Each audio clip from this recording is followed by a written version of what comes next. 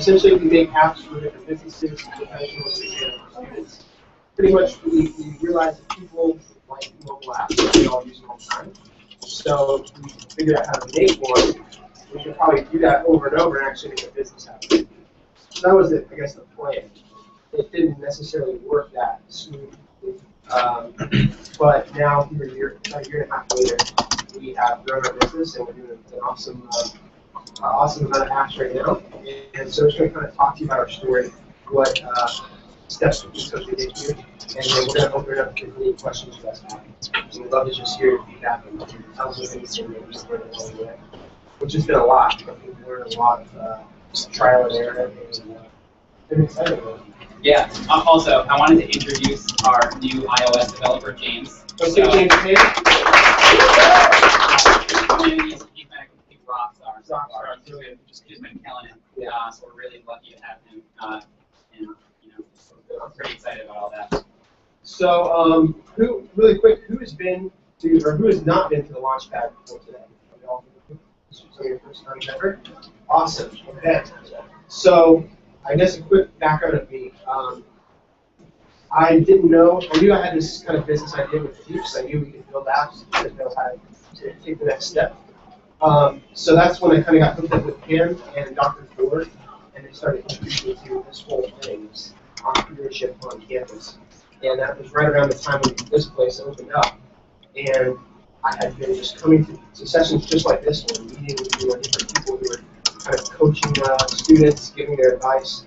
And I just sat through so many of these workshops, learning, soaking in all this knowledge, that finally I felt like I had enough knowledge to basically do the leap of faith and just go blast. And so, I guess to people who jump into this, I really recommend you guys to continue to come here. The resources and the staff there are absolutely incredible. We wouldn't have been able to get to where we are without these guys. So let's give a hand for Launchpad. And you talked us into hiring you. They didn't pay me to say that. They used to. But yeah, it's been awesome. So yeah, I guess let's do a quick kind of the history of Teeps maybe. Yeah. And then we're just going to do some questions for you guys. So yeah, it's actually it's kind of a funny story how Teeps started. So we were Josh and I were touring musicians for a long time, and so we just randomly met through mutual friends, and I came down from Massachusetts and joined a band with him, and then we did music for years, and we were so bored the whole time. I mean, I think at one point there were maybe like 5 guys with our band living in one house, struggling to pay $800 rent. It was really funny because that's the music industry for you in some respects. But yeah, so the whole time we're just, I'm really nerdy. When I was like 12 years old, I was like, man, I really want to make a video game someday. Like, hopefully I can, just make something kind of like these Super Nintendo games I love to play so much. And so I was in the back of the band, getting laughed at half the time because I was learning iOS programming. And it's like, hey, we have to play a show in like 5 minutes, and I'm like, no, it's fine. I just have to write these 5 lines of code. It's okay. No, but you're gonna miss it. Oh no, it's fine. I just want to write code. And so here we are now. Funny enough, it's so funny that it kind of worked out. Yeah, it's such an extreme change from music to writing code, but I think we really found our true passions in making mobile apps, and I think it's such a nice kind of market that we fell into, and it's just crazy like how much mobile has been exploding. Yeah. And I think that's kind of the root. It's just that we were kind of nerdy. Yeah. And the biggest change from music to mobile apps was just that we cut off the hair off. Yeah. That was a big difference. Yeah. Before that, we had real long hair. Yeah. We didn't prepare any pictures to show you guys, but with good reason. Yeah. It was. Yeah. So it was kind of weird because that's a whole other spiel I could go into, but us being in a band, it basically kind of prepared us. We didn't realize it. We were kind of already in a startup essentially. We had 5 dudes and had a label who was kind of like the investor, and we had products which was actually our music. And everything was really, it seems like it was the exact same as any other business, except we were making money. So we took all that stuff, but we didn't even realize we were actually perfecting the skills of sales and customer relations and managing our time.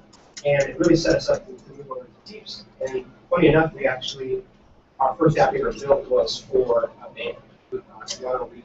At that point, MySpace was kind of fading out, and we wanted to find a better way to promote our music. And so I'm like, Terrence, why are you trying to build this app?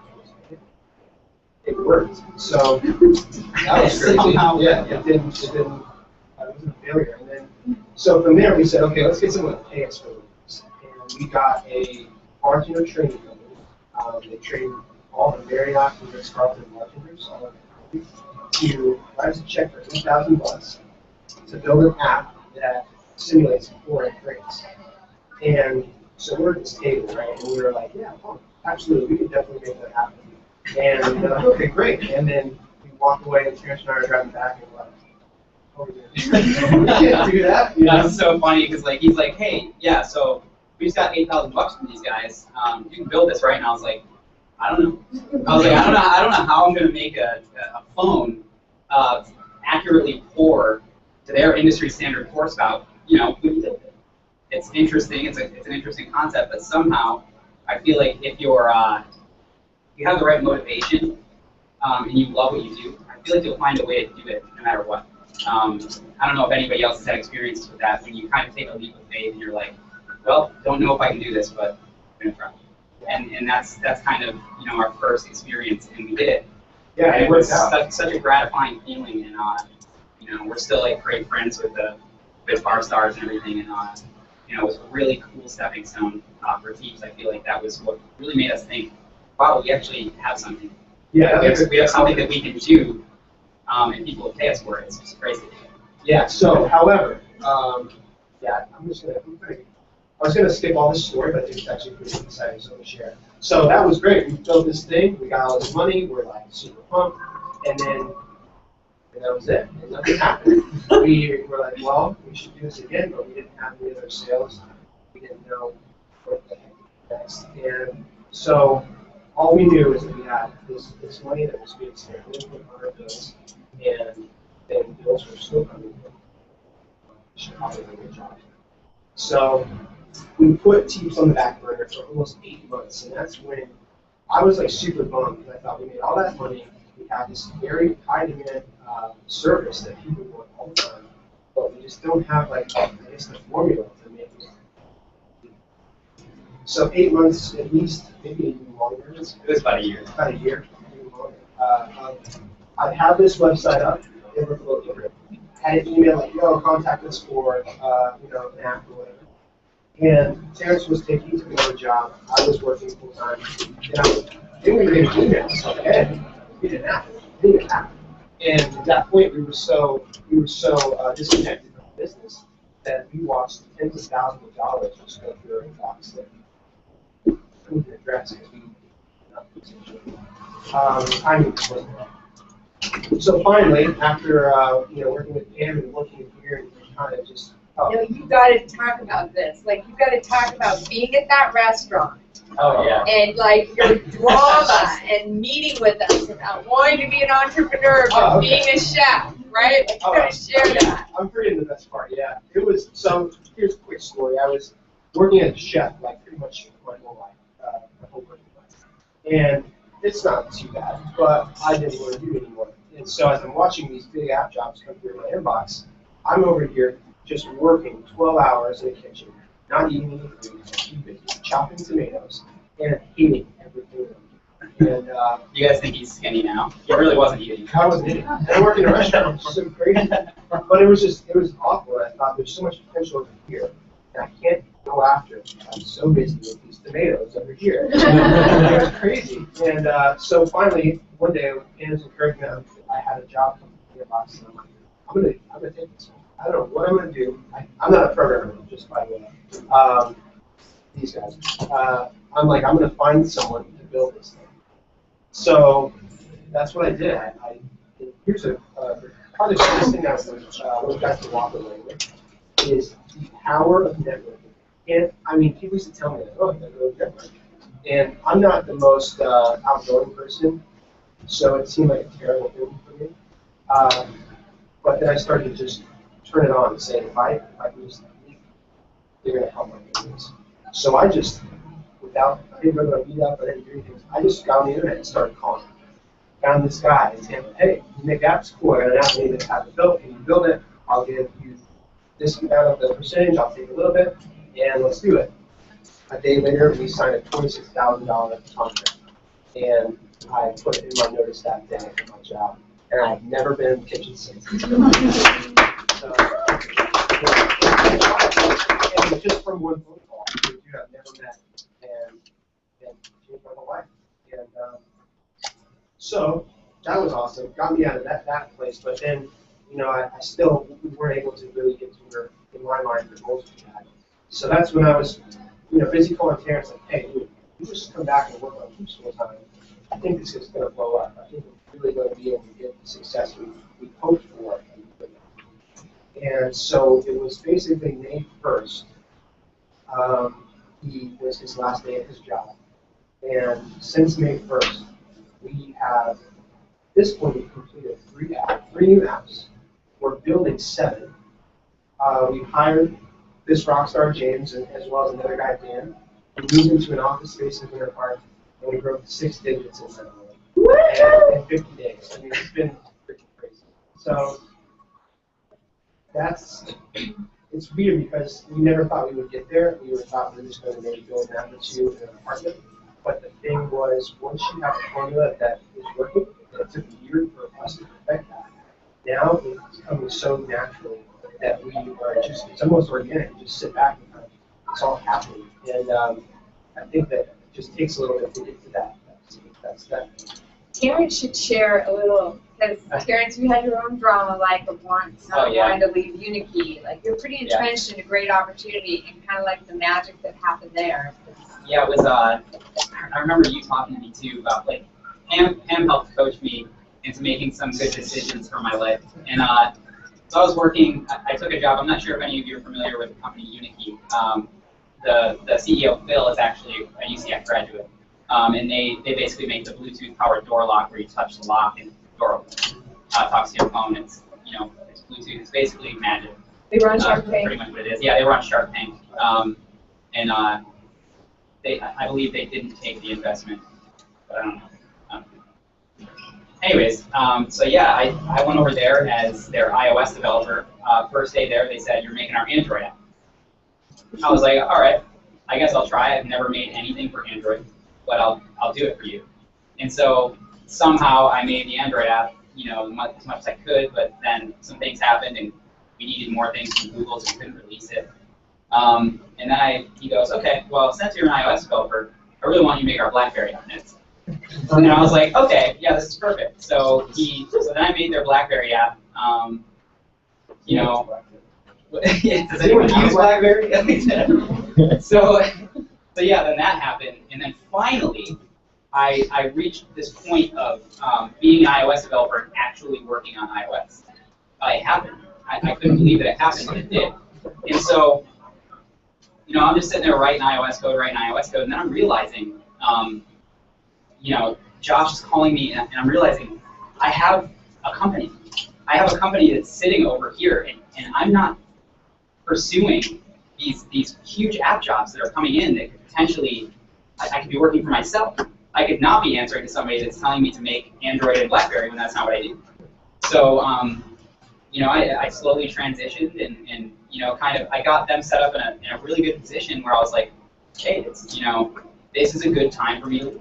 And so that's kind of what happened. But I don't think I would have taken that leap if it weren't for meeting with Pam and Joshua and kind of getting a little bit of encouragement because, things are scary. And it's scary to make big life-changing decisions, especially when it's for your own company and you've never done that before, so you don't know if you can do it. But sometimes you just have to throw all caution into the wind and just do it. And seriously, if you have the drive, you will be successful. You have to just do it, and you just have to say, I don't care about it. And because if you fail, you're just going to stand back up and do something again, right? So that's kind of that. Yeah, I got out of there, and now I'm my own boss. And it's probably the best feeling in the world and the most liberating feeling in the world because For some people, the employee framework I just don't think works, and that's one of our core values. Like, that's why we have James sitting up here with us. We want him to feel like I don't ever want anyone to feel like they're an employee of our company. You know what I mean? It's we're friends, and we're all here doing this, and we're all on the same level. Nobody's above anyone else, and that's kind of one of our core values, and that's what I learned from working at other companies was that you need friends and you need people that like working.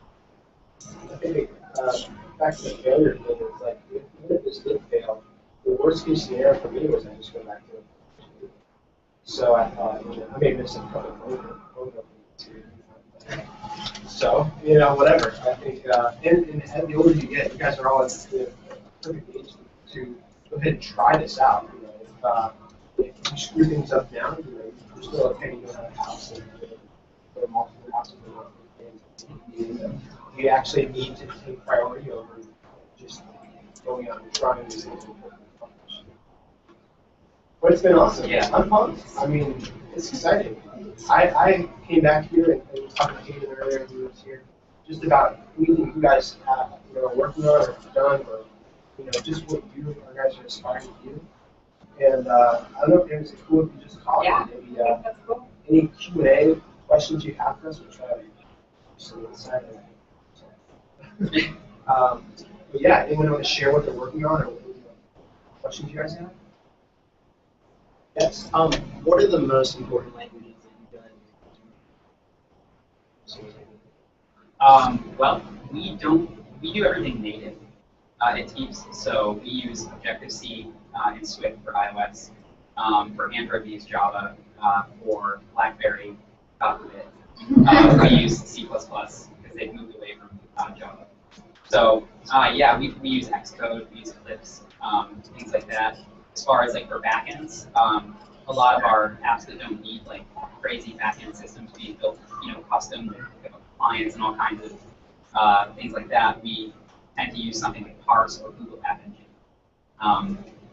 Yeah, does that answer your question? Mm-hmm. Okay. How do you guys manage profits and revenue? Who you say is in charge of that? This guy. I'll spend it all. Yeah. No, that's a great question, man. I mean, for me, I have two big fears, just because I'm really emotional about these, where legal matters, I hate that stuff, and then money and taxes. So for us, so then the more I really, tried to research and figure it out, honestly, the answer I got for me, let's say, is it's up to you. So then they got me right back like, sorry. All right, I guess I'll just figure it out. And so what we kind of do is we have percentages that we feel comfortable with, where this amount goes to both of us, this amount needs to go back to the company. So have power drive and then we have enough for all the other. So I think, let's say if you have a business right now. I do. What is your business? App development. Oh, awesome. Yeah, Okay.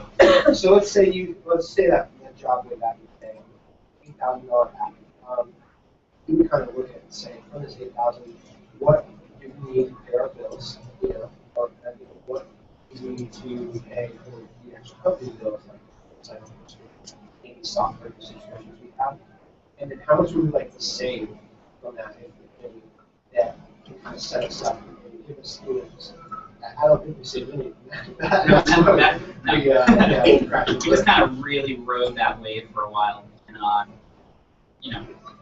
like he said, then we ended up taking some jobs. Yeah. He was just throwing tomatoes around for a while. Yeah, exactly. I think if you basically kind of look at it for a job, what we're doing, that's actually exactly how we're doing it. We're doing a good job and saying, what are all the expenses, basically, what's our profit, and then from there, as you do that enough, you'll start to say, I need to really make this much up. Everything else I need, at least get this percent profit margin.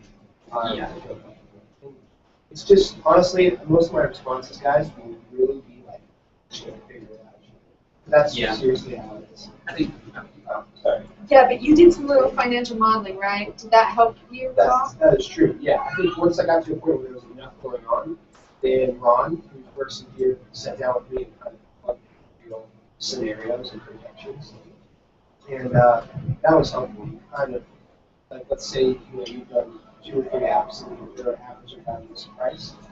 You can kind of say, well, that continues for the rest of the year.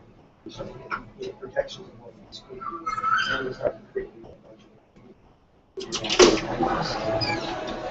One way to a bit of advice for making it so you can start building that profit margin. Is what we try to do on our end is we have internal libraries that we build and maintain that we can reuse through projects. So say you do a bunch of different social networking apps or something like that, you have libraries that you built that are specifically your white box property. And then you can redistribute that throughout your apps. And the first time you build something, it might take you a few months. The second time you build a similar thing, it might take you a month and a half. Third time, you're down to like a month, and so on. So that's something that you can really do.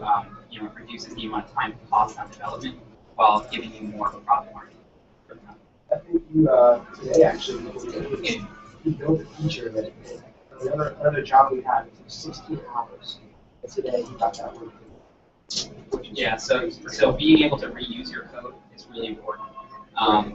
You know what I mean? But make sure that if you have a contract with the client, you put that in there as you provide your background. That's a key thing, right? You guys have a contract. You might want to talk a little bit about that. You own your IP. Yeah, that was something. It was Kona from Asia. So we had someone that actually he came in and spoke, and he's like, especially for mobile development, you build any kind of software, private software, it should retain some ownership of that, because otherwise, there's literally just touched on like then you're going to kind of go through some things again, just basically leave it alone on the table. So one of the first investments we made was to get, for me, paranoia, was to get an awesome software agreement. So for anyone we build for, I have a really nice contract that basically spells out what they own, what we own, and kind of how everything works. And so that's what Aaron was touching on. We'll actually put things in libraries, and it'll say like the chief's Facebook blog. Like Chief's social helper framework, something like that. And then, and also gives you the opportunity for licensing. So that you can actually license those portions out and potentially monetize that.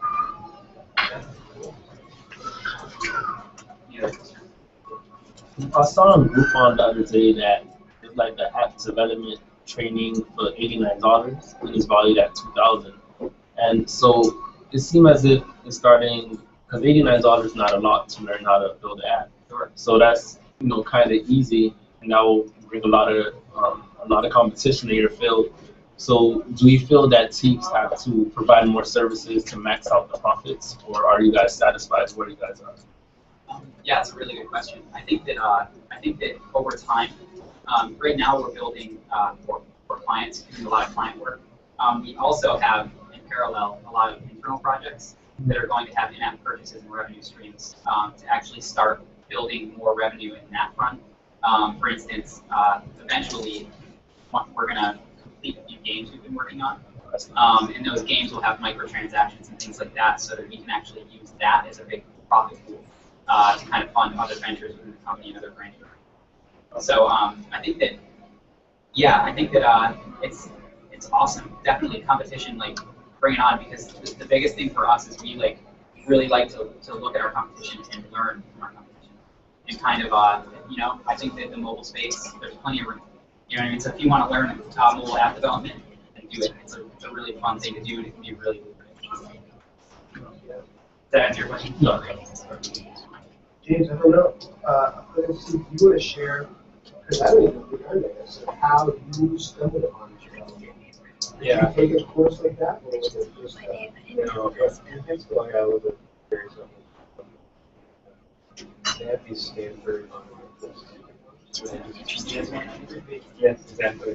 And they basically walk you through how to make it start to finish. So I did that, and I read a book, and I got into it, started making like little personal projects. And then I started looking around and see if I could get experience, because I don't have to do everything. That's what I'm from, Joshua. James is really modest, by the way. Yeah, He's not how many apps in the store, like 7. Yeah, he's just blowing our minds every day. What you guys study? What are your majors?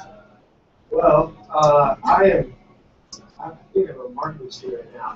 I still have, we mentioned the whole music thing, and so I took off 2 years from school, and I probably still have it 2 years. And then Terrence just has a high school diploma. Yeah, I studied at Van, USA. Yeah. So that's where I got my degree. You got And I think, a big resource for me for my learning is actually I took those Stanford courses online too. And then I also took, I used Code School.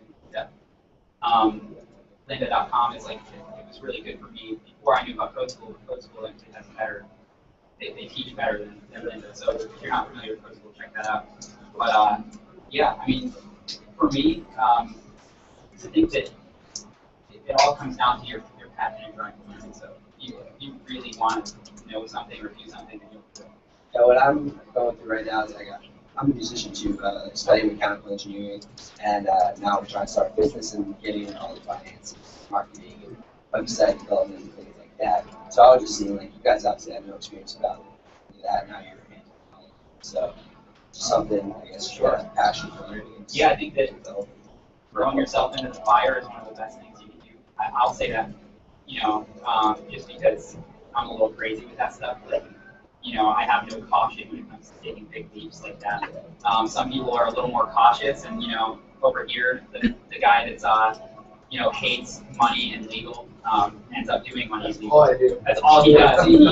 He does the two things that stress him out. So we're eventually going to take that away from him. That's what I'm learning. And we went through a talk. Actually, the CEO of Code School, we did this speech that it's like when you start any business, you have all these assets there. You realize, like, you went out to you went out to just go apps. But I like marketing, so I thought I was actually working in sales. I'm now doing accounting, all these things I truly hate, but I have to do it. And it's almost, I'm learning that you just go after it, something that you don't necessarily want to do. It almost forces you to just become efficient in that, get it out of the way, and you'll eventually get to the goal that you probably want to do. I think the idea there is to ultimately get to the point where you're, because kind of like how Greg said, I mean, if you are growing and you need to grow, then you need to do these things for your company that you don't necessarily want to do. So what you can end up doing is if that becomes successful enough for you, and then you have the resources, you can bring someone else in to delegate those tasks to. You know what I mean? So hopefully we'll have someone here pretty soon so that he can be, not dealing with money. Yeah.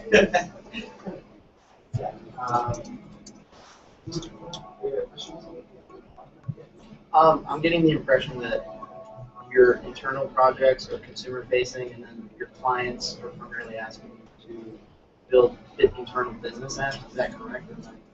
Actually, surprisingly, no. A lot of our client apps are consumer facing. We've done a couple social networks. We just wrapped one up and submitted it to Apple that's very similar to Vine, just with a twist. So it has like a special thing that I can't. But so a lot of them are social. One that we just took on is similar to Uber, just for a totally different market. We haven't done like an enterprise app yet. Totally comfortable doing it, but I mean, it's a lot of entrepreneurs that will come to us and say, hey, we have funding for this project, and we came across you guys on the internet, and you look like fun guys, so will you guys build our app? And we're like, yeah, love to. And so that's been the first key to success. Yeah, you guys are smiling in your pictures. Yeah. I mean, I've had several people say, like, it shows you guys should have before. Oh yeah. Oh God. Before we look at almost like a drunk shot. Oh yeah, we were just serious. Like I think when I stopped doing music, I took it to the extreme because I had long hair, and I was like, well, it's not gonna work for me. So I shaved it like way too short, almost completely bald. And my picture on the website was me just like mean mugging the camera, just looking at it like, I don't like you. And it wasn't the truth, but But then, you know, yeah, then somebody gave me a Google Glass for 5 minutes, and that's what happened. Yes. Talk a little bit, I think, what's really cool about you guys as geniuses, for those of us that have worked closely with you, is you really get mobile, you really get where the space is going. And so as easy as it sounds like to you, I really believe that you have some insight into mobile that we could all gain from, especially if we're working on that space. So talk to us a little bit about what you see happening in mobile, what are the key things to think about if we're all designing businesses right now that we're going to have to market, right? Since I'm the non-technical one, I'll start with my non-technical response that's back into the work side of stuff. But I think it's really important to know. Let's say, okay, for example, let's say you have an app that you want to get out in the market. I think the one downfall that I've noticed is that people aren't doing research about what's already out there and then how to capitalize on what the trends are now, as far as even just down to how it's designed. And then, so for example, the app we just wrapped up, the idea has been done before, but it was done maybe 2 years ago. And so things have shifted. I mean, if you have an iPhone, iOS 7 or 4 redesign. So what this client community of ours is going to take this idea, bring it up to where it should be now, and I think it's going to be a hit. So a lot of times when I was here coaching students on the apps, is they even look to see what the system is, and then they won't even think about, I guess, building off that to get better. So from just the non-technical side, I'd say just pay attention to, I guess that's the local space what's out there, and then where it's going. How to start a business and start and basically Yeah, I think from like maybe a more technical side, one of the things to really keep in mind is like when you see bigger apps coming out nowadays, you see them getting really big. What I like to do is analyze, okay, I say, well, why is this app so big? Well, it's because they have cool animations and they're all gesture based. There's no more archaic tapping. There's pinching and zooming. There's throwing things off the screen. There are all these cool things that that people already know how to do. I think that's the one biggest thing when you're building out your idea or your concept or like anything on mobile is to remember that you need to follow the trends that are being set by these big successful apps. So an app like Facebook Paper or something like that, if any of you have played with that, it's all gesture based. It's so easy to use, it's fun to use, and I think that's where mobile's heading, is just kind of in a more intuitive direction versus, you don't want a complex user interface with all kinds of buttons that people don't know what they're doing. And you really want to, from kind of a business and technical standpoint, if you have an app idea, you're probably going to want to go over that whole concept and remove like 90% of your concept, because the whole thing there is you want to keep it neat. It's MVP. Like you really need to keep your idea as minimal as possible to get it out the door fast, be first to market, and actually deliver a product that has your one primary feature. That's all that it really is. And I see a lot of companies that are starting up that have these products, and they're like, they put in features that no one will ever touch.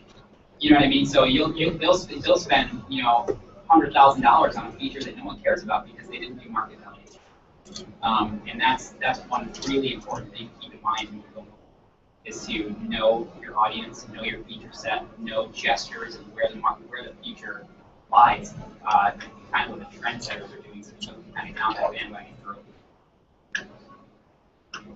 early. I don't know if that even helped. I don't even know if I answered the question.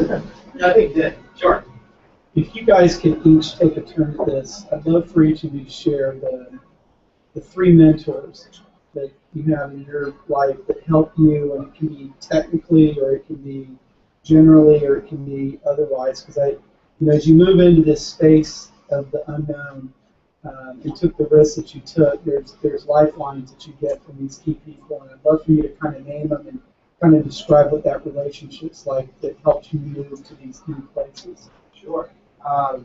So for me, I think the first, through my whole life, I guess, mentor and role models and support system are my lovely parents who drove 3 hours to be here. So, I think They are lovely. yes, I think that's the biggest. I'm trying to think of the best way to put this. The best thing is to always have someone. If it's not your parents, it's someone like your foundation that even if you're making a stupid decision, they're not going to beat you up for it. They're going to think that you know your best interest, and they're going to support you. So when I did drop out of Valencia, and some of these guys I'm going to go for a while, they weren't necessarily happy right away, but they supported me and they trusted me. And I think that set me up to where I think we're at now. And then so at each new venture, I guess you would say, they're right there behind me. So then the next, probably the most important mentor I have from a business standpoint is Pam, and she has, since I met you over a year and a half ago, I think, we just developed such an awesome relationship. I can call her sometimes on Saturday, hey, what the heck do I do about this thing? And just being so supportive, not just for me, but literally thousands of students. It's been amazing. She's been through so many business situations that are completely unknown to me. And she doesn't sit there and give me the answers necessarily, but she will guide me to find it on my own. And it's been the most rewarding, awesome mentorship I've ever had. And let's give him a round. So I guess the other one for me would be my fiance. I got to work on this, but her role in my life is to let me vent all night. So I'm slowly discovering that that's a pretty terrible job to have, is to be someone's recipient of venting. So, but it helps because it keeps me positive, lets me kind of release all the anxiety I have. So those three people have really awesome. Yeah, for me, I would definitely say my mom first and foremost, because she lives all the way up in Massachusetts. I'm down in Florida just alone. It's just me, and I have a Yorkshire Terrier. Yeah, don't ask me. So, anyways, yeah, my mom, I remember it was the same thing. When I was 17 years old, I looked at my mom and I was like, all right, moving out. And I literally that night just moved into an apartment with one of my friends. And my mom was like, wait, where are you going? And I literally put, my computer desk, my computer chair, a futon and stuff, in the back of a pickup truck, my friend's pickup truck, and we got an apartment together, and we were like, this is awesome. You know what I mean? And we were, and my mom, for some reason, she didn't yell at me. And she was like, okay, that's what you want to do. And so it was pretty much that trend over and over and over that happened. Whenever I would make a terrible decision, my mom was always really supportive. And she knew that I could only learn by making those terrible decisions myself. Because if she were to try to stop me from making those decisions, I wouldn't be where I am today. I probably might not even be programming or doing anything. I might be regretting that I never got to do. I might just be sitting somewhere upset or regretting that I never got to do the things that I wanted to do to learn where I should be, if that makes sense. And then my second is actually Joshua here. When I moved down to Florida for his band in 2009, we became best friends immediately. And I've never had somebody more supportive of also more bad decisions, but also good decisions. And I mean, I think that he was one of the few people that really tried to see the upside to the decisions I was making, whether it was leaving a band and doing another band, or programming on the road and then making my first app. He was always like, yeah, man, you're definitely doing the right thing here, and this is why. And then sometimes he would have to be like, yeah, man, that's the stupidest thing I've ever heard you say. And so it was that kind of leadership that he showed me right from the day I met him that kept me in check, and also attributed to being able to do what we're doing now. And then I think the third, this might sound kind of unusual, but the third biggest mentor I've had is all of the jobs that I worked that I hated. Because I would analyze, I would say, why do I hate this job? I don't understand why I hate it. And then I would be like, well, if I'm ever, running a business, I'm going to make sure that this thing that I hate isn't in my business.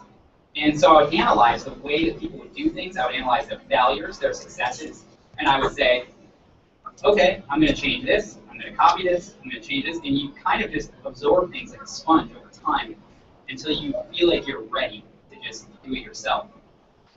You know, which is kind of where I think you get your core values as a company. And so, yeah, that was definitely one of my big mentors. It's just the people that I liked and hated. You know, you learn a lot from that. If you're really listening and paying attention, you can learn everything you need to know from other people's experiences, failures, and successes. Mine's easy because both these guys have taught me so much already. Like, this is actually my first job. Like, I didn't have a retail job or anything, and so I'm learning a lot of like the basic stuff. But also, like, Karen teaches me how to program better every day. Joshua will include, and Joshua puts me on like some client calls, and he puts me on the business side. That's awesome. And I guess other than that, my parents, when I was in high school, I didn't want to get a regular job. So we had programming apps and stuff. They were super supportive. They would not contribute to the family and make money. Instead, read books or watch some programming videos. It paid off. Those are great. Let me just, for the benefit of everybody, if you listen to what they said, there's 4 areas you need to have people in your life for: your mind, body, spirit, and business, right? All 4 of those are covered in each of the mentors you guys mentioned. And that helps keep things on track, and the health of all 4 of those things have to be kept in balance, because if one gets out of whack, then the rest of it soon follows. So thanks for sharing that. No, that's great. I think it speaks volumes to the fact that you really do need people. And it's very important to have time and a network of people and meet people who you can teach things to. And teach you. Despite what you read, no entrepreneur does it on their own. No way. I mean, unless you're that guy with the Appio who's chilling at his house, just hanging out in his apartment. Yeah. Yeah, he's got 1.2 million friends. Anybody else have questions? How are you guys finding your jobs right now? Or getting jobs and they're just Well, we got really lucky because we started, I don't know, in my mind, I think if I were to go to Google and need someone to go have a contact, so we kind of focused around that, and it's on our website. That's somehow got us to the absolute top, the #1 result. Yeah, so, I think I like did a little bit of, I'll take credit. I did like I looked up how to do like meta tags on websites. So if you have a website, definitely look into it. I mean, just spend a half an hour reading, like how to set up your meta tags properly. If you just read the material, there's some expert out there that's figured it all out for you. And so that's what I did, and it got us to like #1 spot on Google for anything related to app development in Orlando, which is crazy to me, but it somehow did that. But that's why we're a little skeptical of like, I'm just venting here, but like, I don't know, some like, oh, I'm an SEO expert. He's like, he did that, but he only did it in half an hour. I think that you have to be a Google expert, because I think that that's the truth.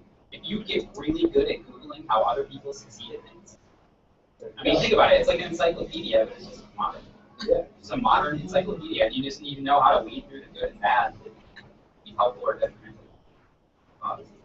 Yeah, I think so. That helps. I guess people will. Really weird. Yeah, they just find us through a search, and then just give us everything to do. And now, actually, it's been more of like referrals, which is really great. Like you referring that to us, and what we're doing now. So it's been just almost word of mouth. Going back to the networking thing, just meeting people, and I'll meet someone, talk about what we do, and they know 2 steps away someone needs an app.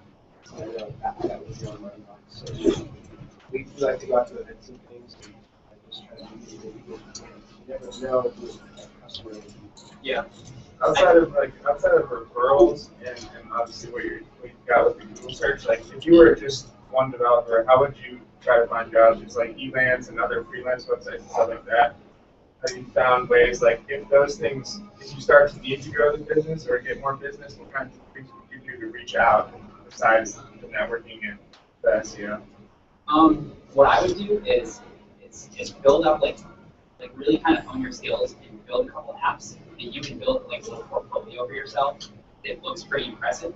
And then find a way to package that up into your approachable smiling face.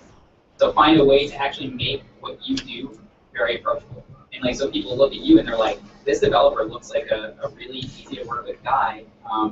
You know, I'm going to choose this person over the guy with the mugshot on his website. You know what I mean? So that it's little things like that you can do too that really help kind of give yourself a brighter look and make yourself look a little bit easier to talk to. We thought about this, we just had a conversation about that. You know, maybe try to find work through there. It's kind of hard to navigate. In my opinion, it's hard to navigate.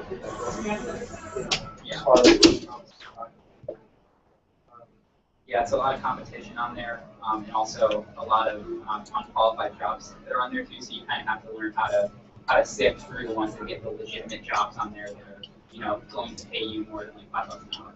I think that another thing we did, there's a website, like they make apps, I think is what it's called. Yeah, And yeah, so, they make apps.com if anyone wants to write that down, but yeah, put yourself on there. yeah, there's different platforms. So, depending on your industry, there's probably websites kind of, you know, make themselves into referral platforms or good for pay a monthly fee, but like have more exposure. We've actually got two jobs. Yeah, I think it's like $90 a month. We've gotten, you know, probably like $80,000 worth of work from them in 2 months.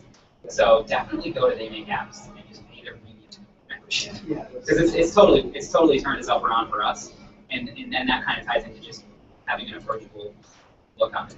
You know what I mean? Just put your best work forward out there, and just put your best screenshots for your best apps that you build, and then we haven't like we're too focused on client work right now. So one of our things that we're going to improve on is actually making our website, like updating all this, because this is a lot of really old content on our website. It's like nothing current. This is a game we're playing. Oh yeah, my friend Rick, he's a brilliant art genius, and he came up with the concept. So the concept for that game, just to kind of spin that up, is you're a hillbilly and a goat. You play as them, and you basically, in the beginning, green lightning strikes the junkyard that you live at in your little shack. All of a sudden, these robots come to life, and they come and attack your house, your little funky little abode on the junkyard, and you have to defend it as a hillbilly, and basically you and your goat just kick things at the robots. Would you guys play that game? Yes. Yeah. So it's a lot like almost like Plants vs Zombies, but with Angry Birds mixed in. So yeah, so it's we're really excited to release that when we have time to work on it. But yeah. I'll throw this out there that if you guys do want to stay up to like what we're working on, just find teams on Facebook or Twitter or whatever. And I think actually probably next week the app you mentioned, the Vine type app, will be on the App Store. And we'd love for you guys to check it out. It's the first app we released in over a year. So we'll see how you guys like it. It should be pretty cool. It's actually a really cool story is the client that we're working with, he's a student at Milwaukee. And just almost kind of a situation like here, it was a DA, he had an app idea, he's kind of did some market research, and he found us, online, and we basically built these new people. It's like super exciting. So that'll be out in yeah, it's in the review process for Apple right now. If any of you do apps iOS, then you do know how terrifying that review process is. You just gotta wait and see what kind of weird things you'll come out of. We're hoping that it just makes it through the first pass. Correct. Good luck. And it's always something stupid too. It's like, oh, you chose the wrong age rating for your app, so we're gonna put it to the back of the queue. You're like, okay. It helps me know someone there. Yeah, absolutely. Any other questions you guys have? Yes. I still focus on making music. I'm building a studio now. Yeah. On the side, just for fun. Just for fun. Yeah. I think we got burnt out. I don't know, for anything that you work really hard at, and then So the one was kind of inspirating. And I used to play basketball in high school, so I shot like 500 shots every day. And I was like, all I wanted to do was play in college. And then I had like 3-6-5 that I went. So they all went to college and I did. And so then I stopped playing basketball for like 3 years. So with music, same thing. I got to a certain point that I didn't hit the goals I wanted to hit, so that's kind of stopped music for a while. But now I'm revisiting it in the right way, I think, just like for passion. But yeah, Same here. Yeah. Just the other day, I found out about something called, I think, a third-party app. Why is it because something like Apple denied them? So I don't really understand. Yeah. A third-party app, like not going on the App Store. Yeah. Sort of like you go to a website and you put the link on your home screen. Yeah. Okay, so what those are is like you can have like web apps, and what those can accomplish is like say you don't need to use like intricate things on the device, like you know, like Bluetooth or like actual hardware components. There's always the option of developing a web app. It's not the price difference really doesn't vary all that much unless you do like one of the generators where you kind of make a really limited app with just a few features. It's almost like a little website. But yeah, a lot of those third-party apps are to accommodate people that don't need a lot of the like, hardware features of, say, an iPhone or an Android, and they want to just multiple platforms and kind of get one solution built, rather than having a native Android app built, a native iOS app built, you know, God forbid, BlackBerry. I'm not a huge BlackBerry fan. I love it to death, but yeah. Anyways, that's it. You need a BlackBerry on those. But yeah. So does that answer your question? Yeah. Are you guys doing Android too, or? Yep. Daniel couldn't be here today. We were actually gonna. We have a cardboard cutout stand-in of Daniel at our office, and so we have Skype meetings in the morning, and we place a laptop on his head and Skype with him. So that's how we kind of keep in the office. But he's actually in North Carolina, so he couldn't be here at the moment. But oh, this is Daniel. Yeah. This looks like. You have to unmute it maybe. Oh yeah, over there. You're gonna bring it in. Dan, how's the app coming? Daniel, what's up with this guy? Dan, how's the app coming? Man, we just like make stupid. We try to have fun in the office. That's one of the ways we do it. Is like posting vines of our cardboard cutout Android developer.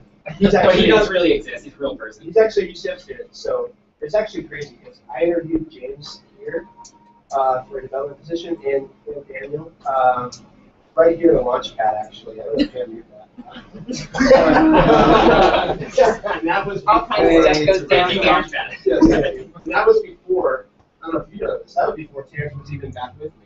I was like interviewing people like, come on. Oh yeah, I didn't know about it until I didn't know. Well, Terrence, we were only going to give you so long. Yeah. I know, no, and I, you know, thanks for talking me into coming back because, you know, Unity was pretty cool. I mean, it's a cool concept. You guys should check it out if you haven't heard of it. It's really cool product. I think it's awesome though. I think it's cool because we're all kind of the same age range, except for this guy. He's pretty young. But just, I don't know. So we're kind of exploring this whole thing together. So it's been a journey. You have someone else in the audience you've worked with before. This guy, let's give it up for Ryan. Oh yeah. So, he's an awesome graphic designer. He's actually just finished up our designs for. It's fine. We're finishing up designs for an app we're working on right now. So yeah, it's been crazy. We're just kind of staying busy and just going forward. Yeah, so we're also taking applications for more iOS and more Android developers. So definitely get in touch with us, either info@teams.org or just talk to us in like 10 minutes. Yeah, that's it. I mean, now we're at the point where we're getting so many jobs to where it's just have to either turn them down, or scale it. So Yeah. I always tell him I want to turn down. Yeah, And he's like, but you're gonna have to build it, and I'm like, Let's turn it down. So what's the best way to find, like, are you trying to hire students or anyone? It doesn't matter. Like, I know that developers first off are kind of the hiring obviously, and then basically we have to make sure We're sending our nicest fellow to take care of that. Yes. Like, we can't Perfect scare person. anyone. We didn't want to be too, I guess, too picky with who we choose because, for example, here's when the Unity and never built in graphics life and built one. So we're real big believers. It doesn't matter about a degree or necessarily how much they've accomplished. So we're pretty open to us just trying something out. Yeah, to give you guys a little more on that is for me, fortunately, the guy that does whiteboard problems for Unity's hiring process was out that day that they interviewed me, and I ended up having a conversation with the CEO of Unity, and he really valued me as an employee. And I said to him, well, you never would have had me as an employee if you stuck me in a room with a guy giving whiteboard problems, doing all kinds of crazy math. Because it's not about that for us. You can build an app, or you can do graphics design. You do a good job. Code quality is important to us. But we're not going to say, like, oh, you don't have a degree, or, oh, you know, like, I don't know, man, like, we're not going to give you a shot because of this. Like, we're not like that. And we're very approachable, and we just want to work with people that are nice and work hard. It's all about delivery and stuff like that. So I think, before I had either of these guys back working with me, I always see the same going, man, you've been here with me, I'm like, looking for developers, I got to find somebody, you know, and so for me being non-technical, I would go through like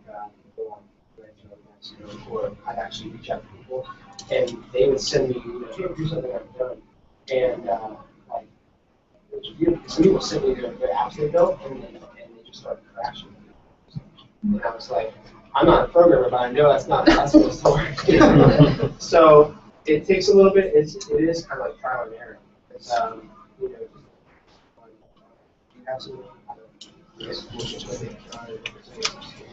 the most part, you know, games are just rather than trusted that you have at least enough to get a shot and just lower their expectations. Yeah. One of the important things is I think you know, that was, you know, one of the jobs I worked at. The hiring process was just, I mean, they're perpetually looking for help because no help could measure up to their, you know, brand or standards. And I think it's important to put people first and realize that people will work hard if they love what they do. And to give everyone the same old school interview process doesn't necessarily account for all different forms of intelligence or abilities. So. All right, a couple things to keep in mind because we do have some time things happening here. Is you guys are part of our community, you know, right? Give, ask, right? So now these guys came, but don't you dare, because you'll have to deal with me, go after and ask them all to start consulting you or spending millions of hours with you on your project, because that would be asking, taking, instead of giving, and then asking. So we're developing community here. And so they come to give. So you can think about how could we give, what's something we could do for TEEPS today, in social or something, how can we help you guys? You came here to give to us. If you guys want to just be our friends on the internet, that'd be cool. The other thing, if you know developers that would like to try to do some projects with us, we'd like to chat about it. And yeah. Okay, and the next networking thing that you're hanging out with, if a student want to catch up with you at a networking event, what are the kind of things you guys are going to? We always go to the Orlando Tech Meetup. It's the third Thursday every month. Awesome. So we'll be there. Usually there's an iOS meetup that's once a month. And then if we have any types of events here, now that we've kind of got our flow, we're going to try to be more involved here too. So, but then you can always send us an email. We'll do our best to just be available, especially if you just send us. Awesome. Okay, so a thing we talk about a lot, right, is it is your time, it is your turn. It is your time. It is your turn. So you, though, have to believe that, and you have to step out and just get started with whatever is whispering inside of you. You should only learn what that is when you start, okay? Shakira's rock star. She takes care of making sure you get an appointment and get in this fall so that you know we're bringing on a PhD in life sciences and computer science. That is Rockstar. You guys know Vikram. We're bringing on an engineering student. And we've got a new student that's going to be handling social. So our fellows are getting a little more vertical, but they're all entrepreneurs or entrepreneurial. So Shakira can help on the appointments. John can help. We can help if you aren't getting our newsletter. John loves to get a picture. Yes. And while he's getting a picture of you, so you guys are all going to move forward, he'll tell you about another event if you want your face in some PR around campus. Right? Right. All right, guys. So, as Pam said before, we have a tradition. Sorry? So, if you guys want to like head towards the center, towards the TV, and we'll take a group photo for Instagram, it'd be awesome. We'd love your support. Not 99% of That's Where's the cool music? The tradition we play music, so while we take a picture.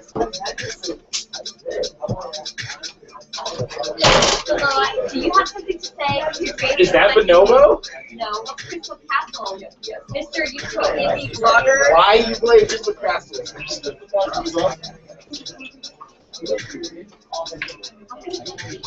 Why? Yes, it just ended.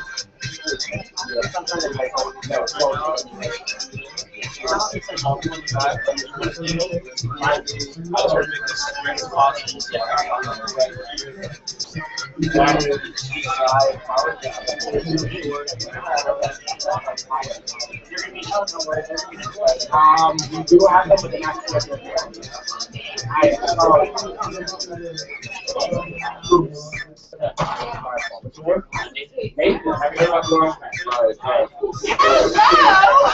we help shit about businesses. We actually have a serious photo. Let's take a funny photo. Alright, serious photo.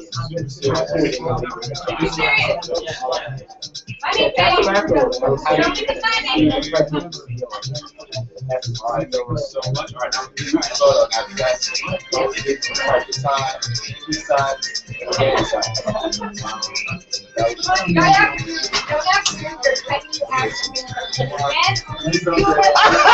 You're fake. Don't give me the stale face. No, my God. Why do it to me? Right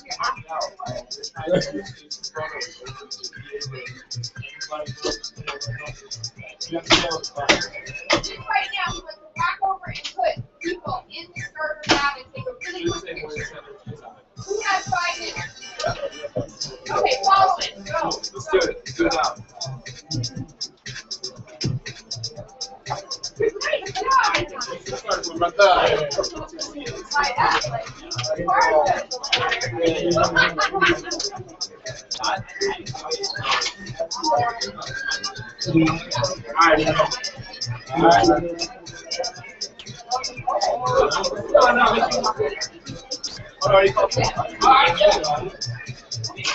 Hey, Justin, how are you?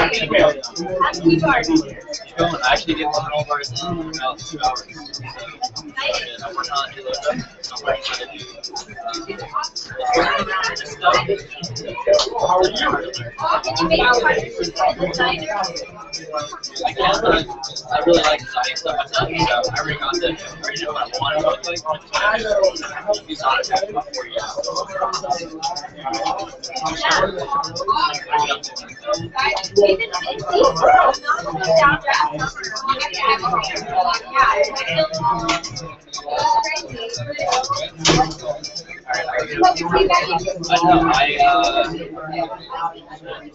I'm working units 8%, but at Monday, otherwise, so I'm busy. Right, let me do this. So we can make sure that I know you are.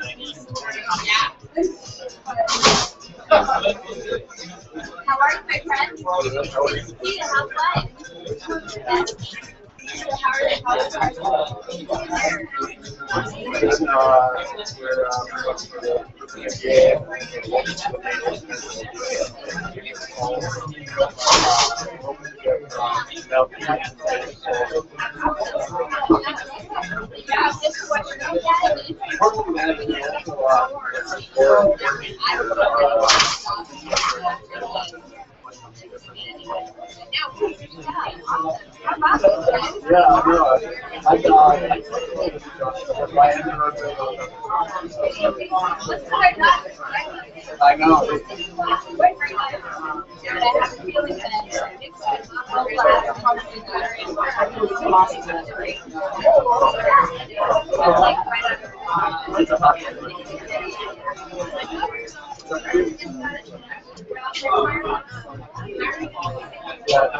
Yeah, you're like me. It doesn't really not really a factor of whether it's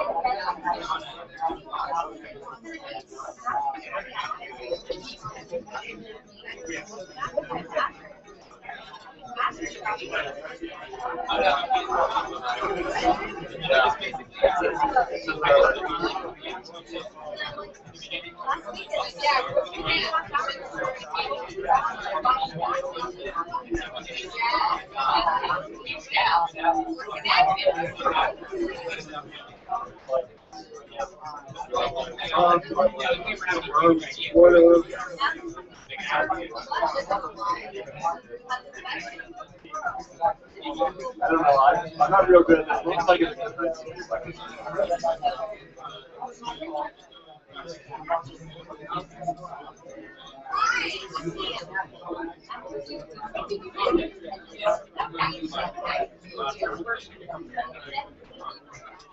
you can just get like a big bag and talk out there.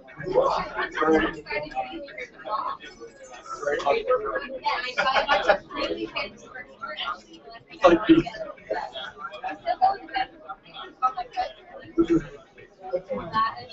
exactly.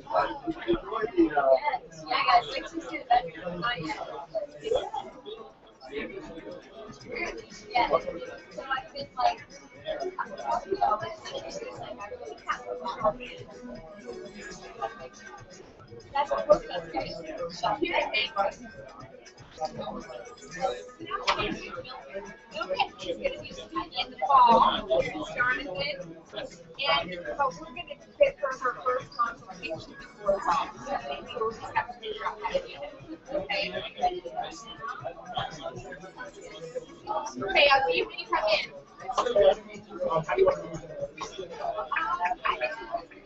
How are you? How did you hear about this event? I like the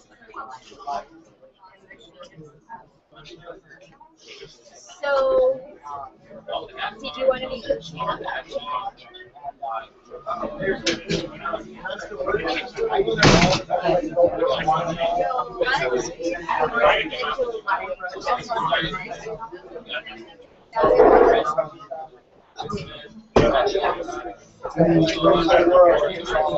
Do you have the availability tomorrow? You do a 1:30? They'll come up to you. There is anything else you can really like me. I guess 951 628. Like that. And your favorite of that, right? The milk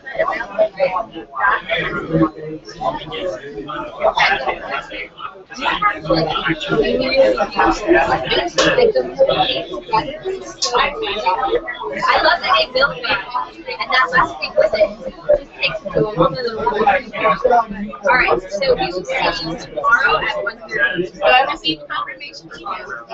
Or just yes, you let me just make sure we're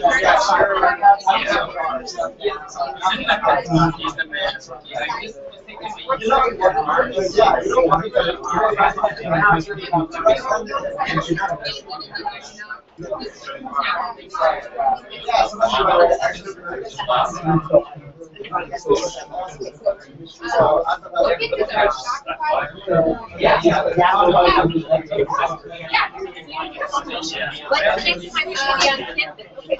learned like right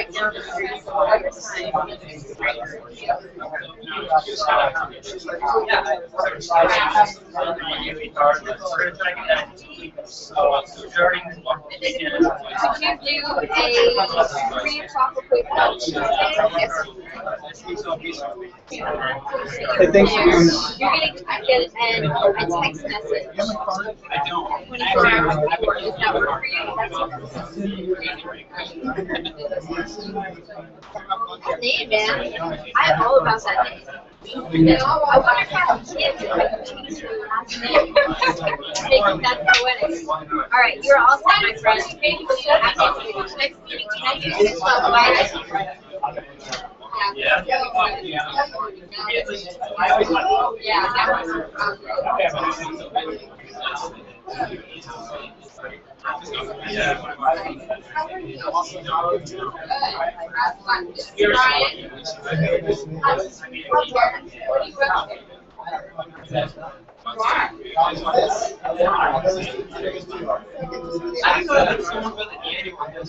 are you going to do? Inspire you? Oh my gosh, you need to get a quote. Sorry. When you're done, you gotta get a quote and a picture of here. Today. Sorry, we didn't bother with that. So we need to capture it on UCF started. Hey, how are you? Good. I mean, this is like the very first time living in this area. And I'm 25, I've never moved. It's very overwhelming. Yeah, same thing I was in college. I'm moving away. Yeah. You don't think about like, you know, you're Yeah. I have nothing I've never moved. And I cannot be really expensive to do. Everything is expensive nowadays. It's hard. It's hard to do. Speed though. It's true. It's how I. I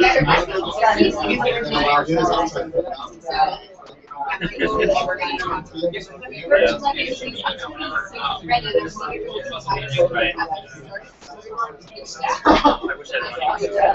I really wish I had money. Just I don't know. Whatever I wanted. That's our way.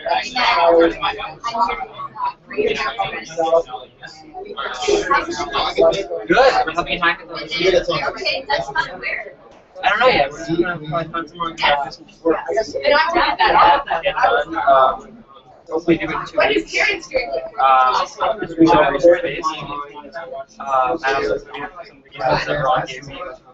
And then I'm gonna start like Saturday and Guys, what's your girlfriend? A friend is a girl. Very stressful. Red Bull. No, I don't even know. I can go 2 days without eating drinks, but after that, I'll crash. Yes.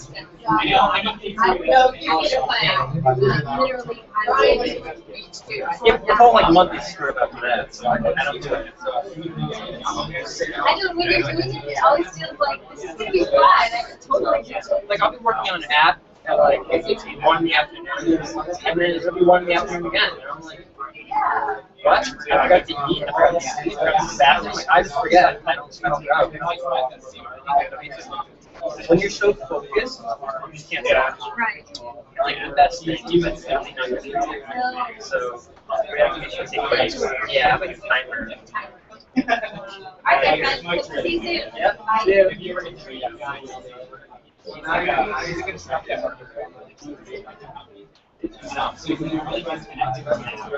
Yeah. So he's like when he looks at it. We took basically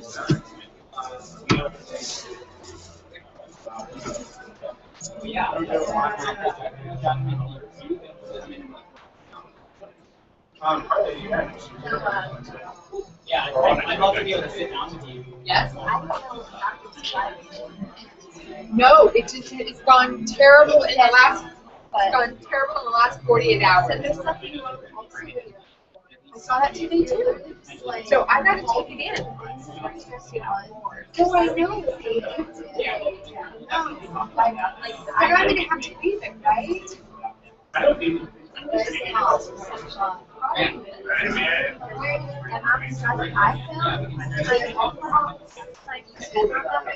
know, something is really wrong. what time? Well, maybe.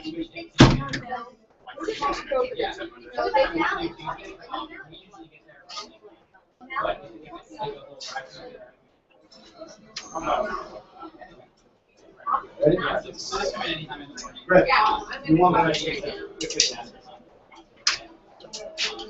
I did set up to lunch, so. See you guys later. Yeah. Have fun for it.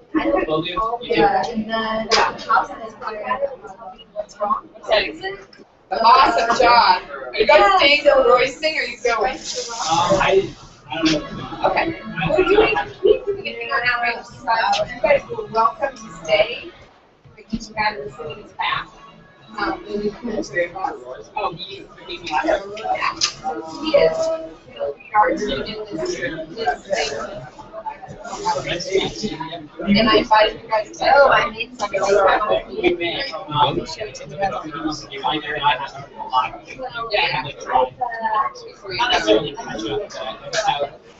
I'm always like paranoid that I'm going to fall behind. I want to go.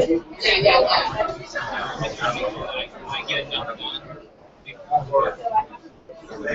before the weekend.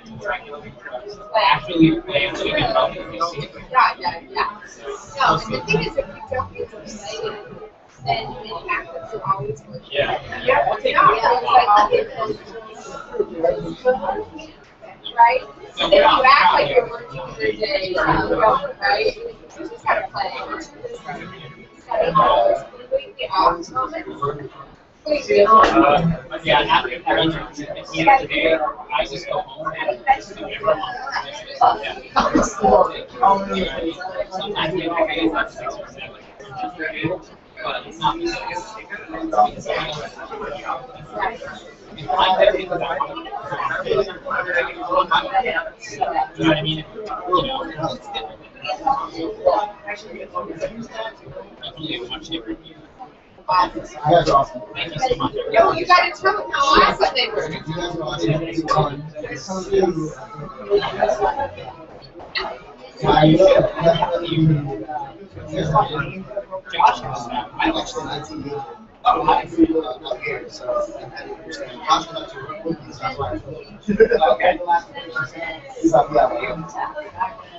Sorry.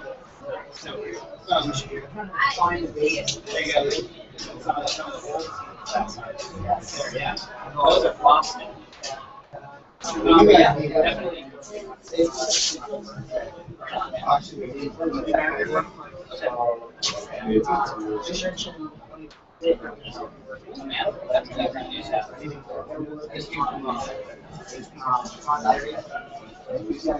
How fun, my friend. Oh,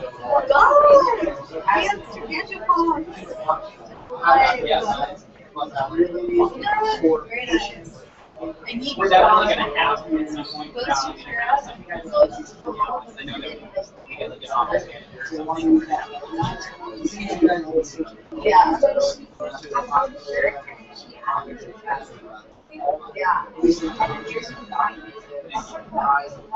We get help from stuff.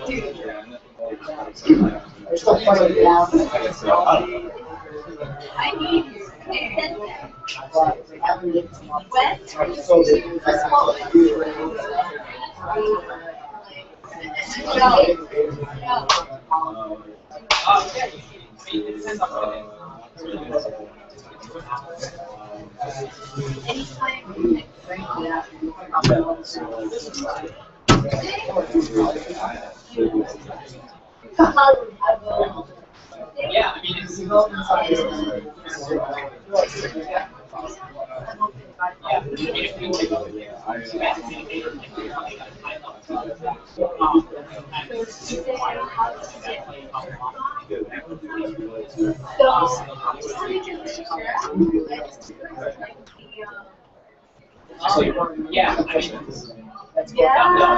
I mean,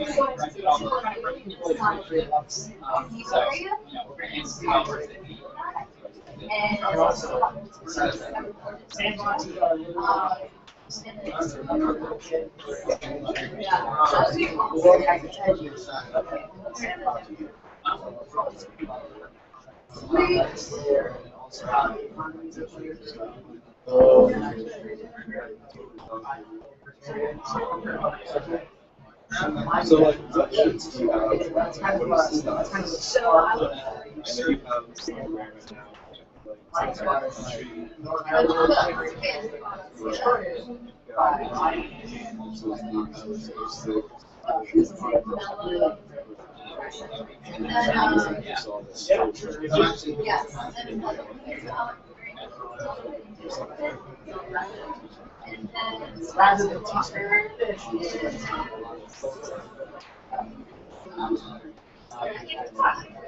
I'm not sure.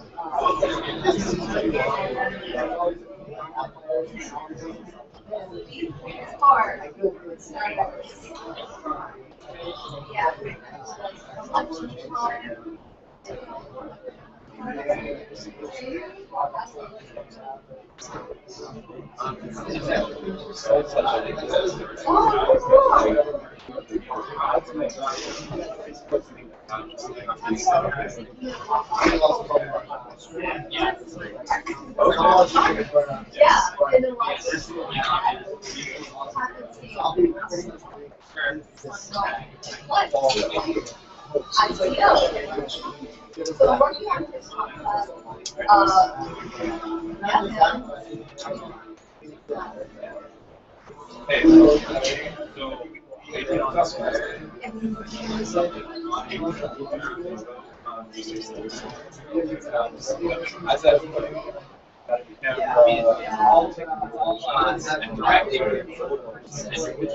yeah, it's like really out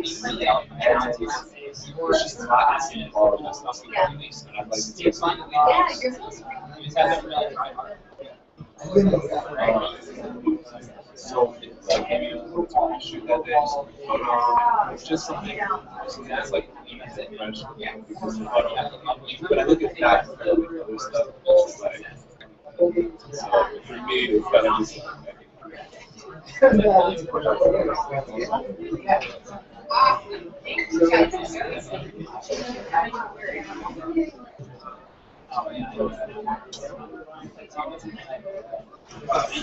something that's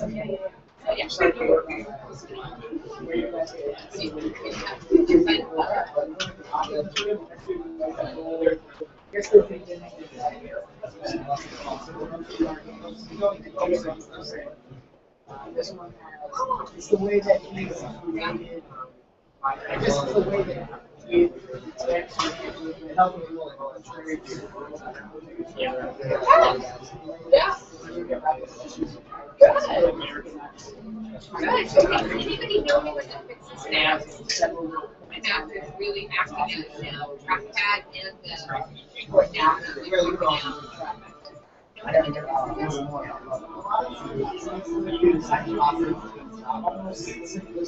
guess they don't have a license for Apple.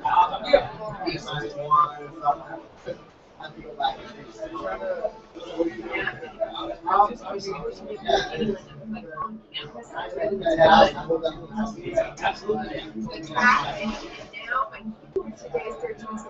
things like I'm riding and just starts racing.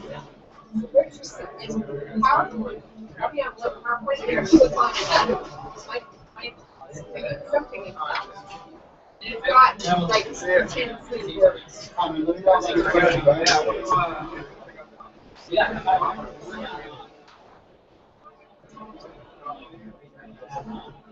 Okay, yeah, I didn't know what he was going to call it. I just have a lot of details. So is it, you think it's a good idea?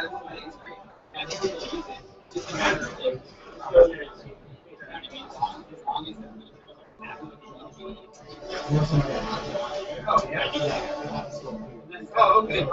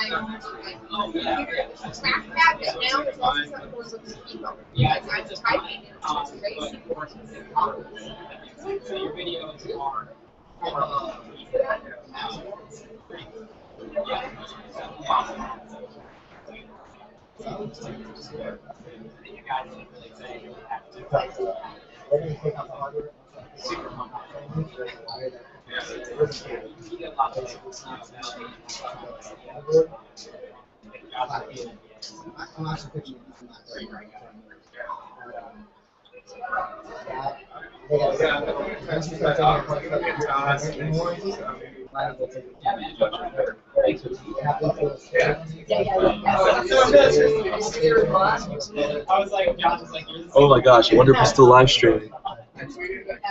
Oh my god, we are.